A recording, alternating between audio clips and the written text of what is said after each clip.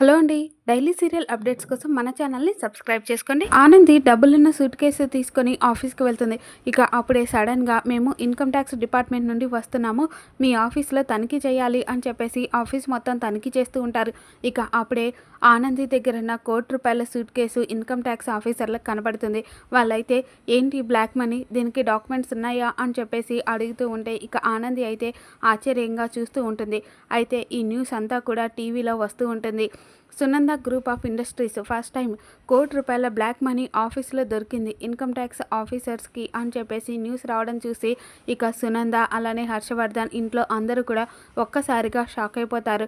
ఇక ఆ న్యూస్ చూసి సునంద అయితే ఆనందికి ఫోన్ చేసి, ఏంటి ఆనంది ఇది, నేను చెప్పింది ఏంటి, నువ్వు చేసింది ఏంటి, నేను నిన్ను డబ్బులు ఆ క్లయింట్కి ఇవ్వమని పంపించాను, కానీ నువ్వెందుకు ఆఫీస్కి వెళ్ళావు, అక్కడ ఇన్కమ్ ట్యాక్స్ వాళ్ళు ఎలా వచ్చారు, నువ్వు చేసిన ఈ ఒక్క పనితో ఇన్నేళ్ళుగా ఉన్న నా గౌరవం, ప్రతిష్ట అన్నీ పోయాయి, ఒకే ఒక్క పని మమ్మల్ని రోడ్డు మీదకి తీసుకొచ్చేసింది ఆనంది అని చెప్పేసి ఇక సునంద అయితే ఆనందిని తిడుతూ ఉంటుంది.